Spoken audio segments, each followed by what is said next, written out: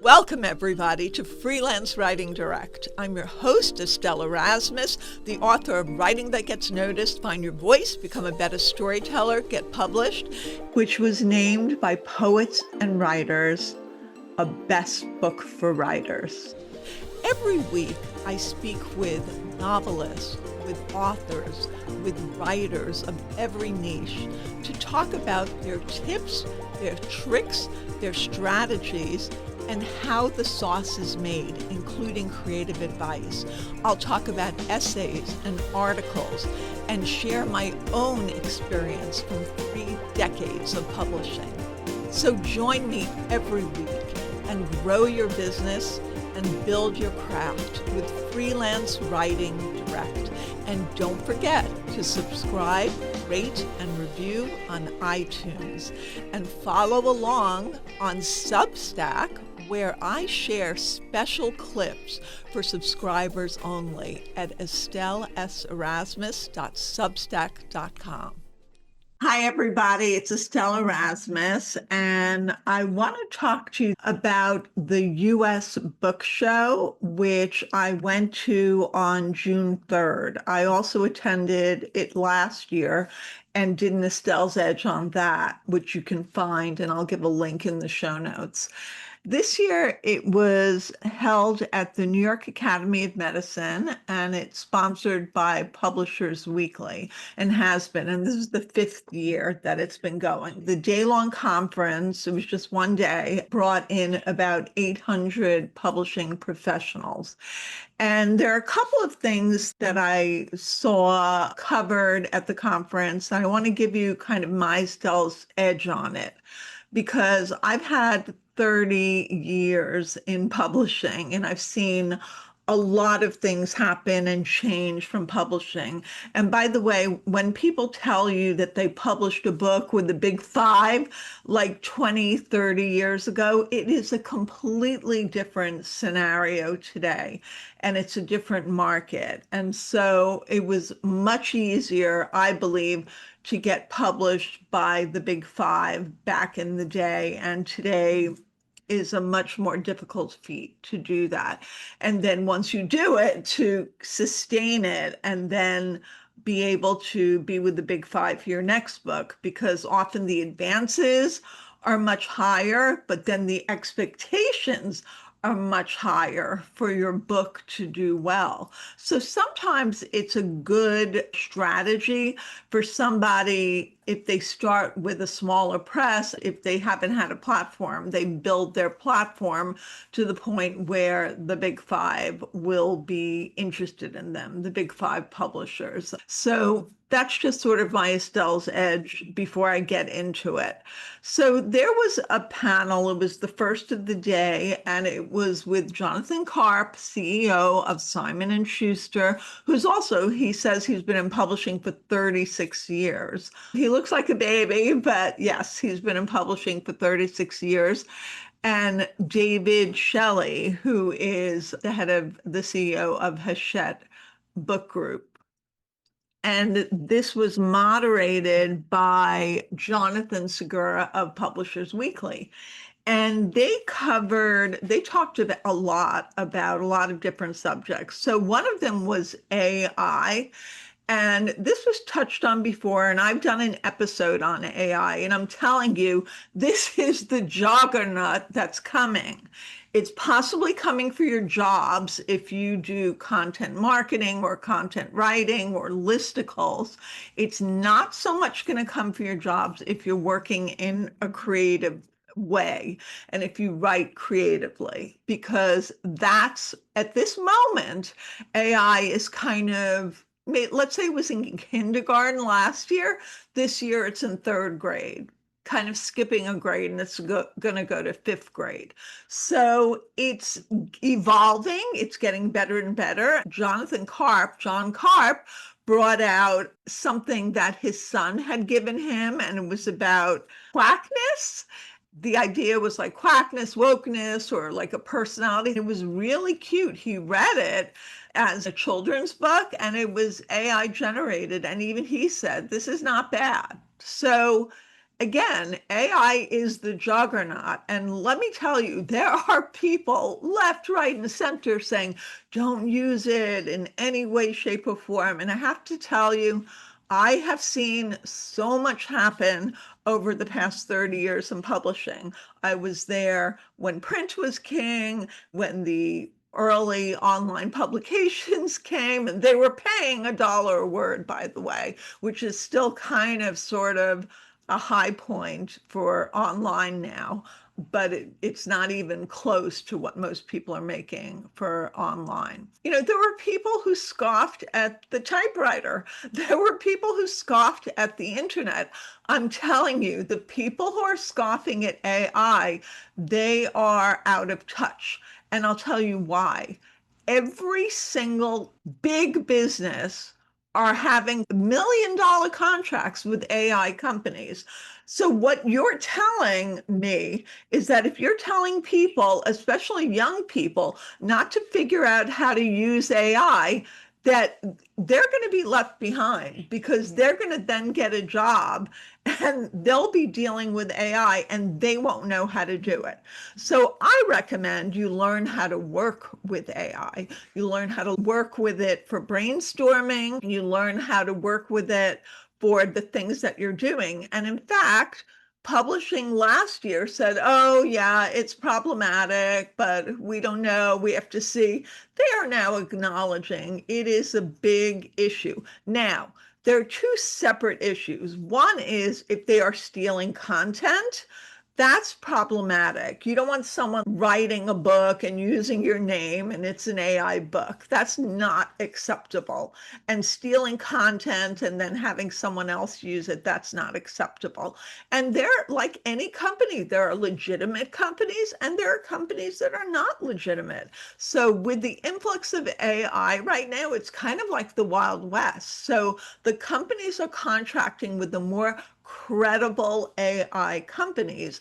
And those are the ones that are kind of rising to the top. That's Claude, that's ChatGPT, there are other ones. And in fact, I work as a writing professor at NYU, and they leave it up to the professors to say to the students how they can work with AI.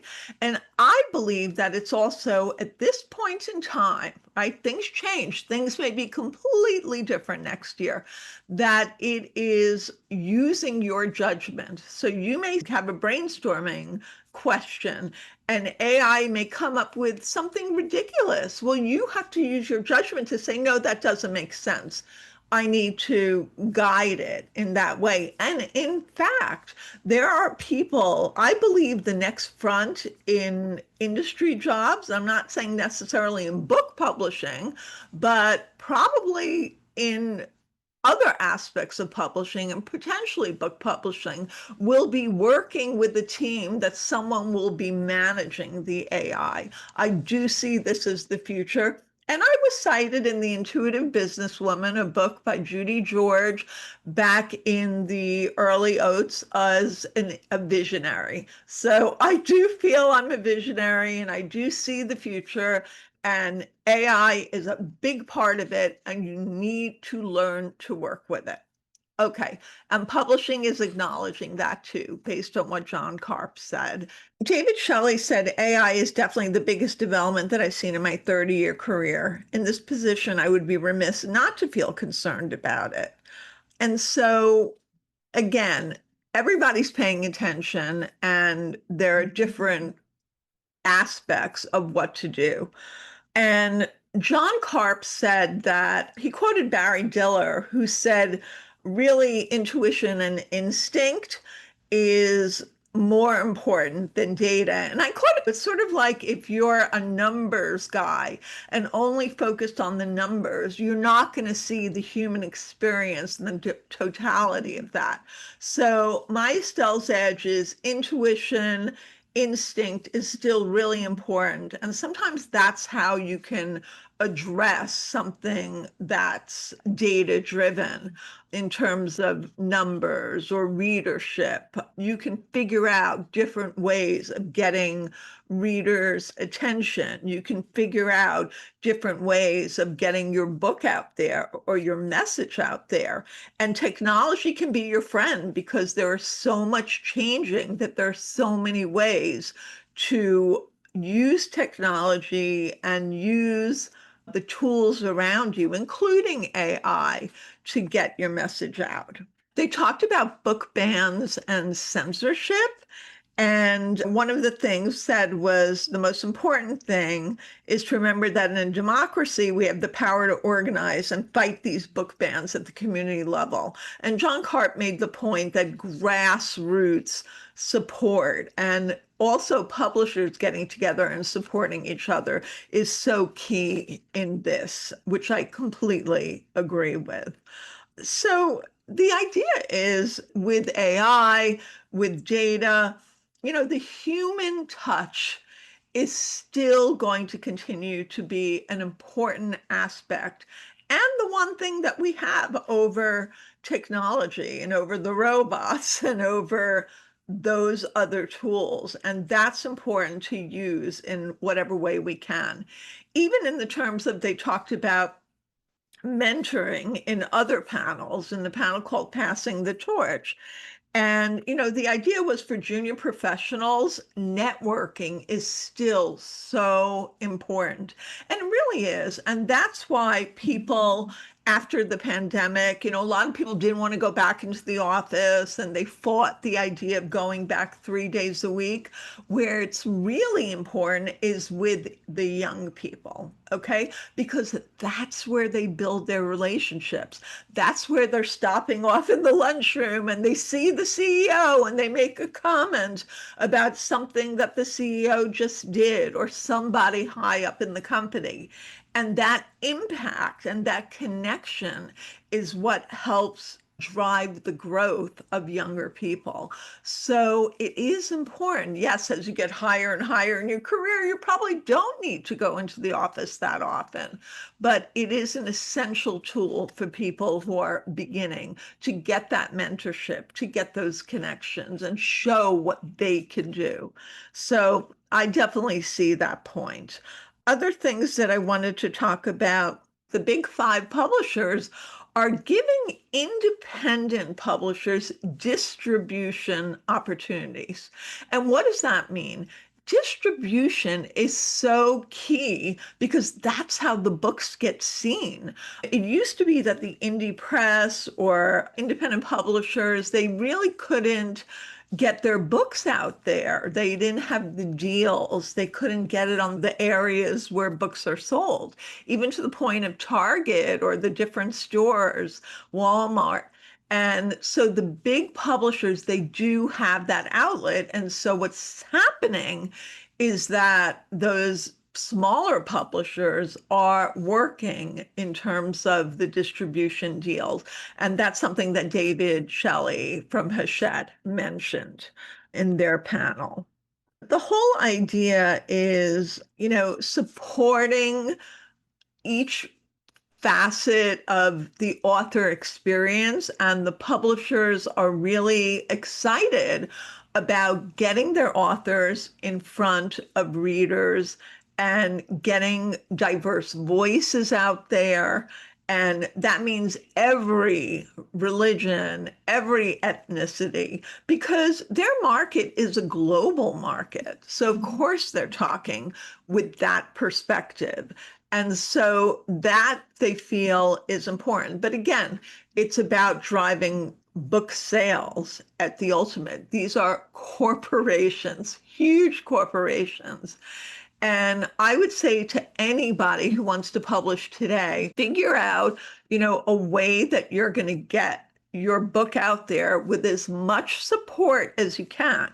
If it's not a big five, go to an independent publisher or a small press that has a distribution deal with one of the big five, because that will help get your book out there into the market. And then in terms of platform, social media is not the be all end all. There are so many other ways to get your message across. You can have a Substack, although the market in Substack is changing significantly. It's sort of like the Wild West out there. So the value added component, especially if you want a paid subscription, is so essential. I would say find ways to get yourself noticed. And to tie into the whole mentorship thing that they talked about at the US Book Show, I teach the High School Academy at NYU program for journalism. And I tell the high school students who are interested in building their platform, even before they get to college, to maybe start their own newsletter, start their own Substack, start a blog, maybe a YouTube video, something that's going to get their name out and be able to elevate them a little bit more. And I'm big with the idea of elevating yourself. And so I would also say that to young professionals in publishing, connect with organizations within your own company that you can then get known, rather than a national organization, which I don't think always supports somebody early in the publishing professional days. I think that organizations within your company, or starting one even, is something to get your name out there. Writing any way that you can, especially connected to what your company is doing, is another way to get yourself and your name out there. It's really getting as many people knowing who you are as possible. So that's all something that I recommend and support what they talked about in terms of how key it is to have that face-to-face and that mentorship. So the US Book Show was really interesting because it just brought together the people in publishing who want to know how to build rapport, how to get the word out there about books, not just through social media, but through other things, and how, mentorship matters more than metrics. And in a year of chaos, layoffs, bans, burnout, what you do with your words matters more than ever. So if you're an author, if you're a writer, write with urgency, edit with care, and speak with power. And I hope you found this helpful. Thank you. Follow me at EstelleErasmus.com on my website and on social media, which is Instagram, TikTok, and Twitter, at Estelle S. Erasmus. And we're now on YouTube for Freelance Writing Direct. Follow along, and soon everyone will be reading what you're writing.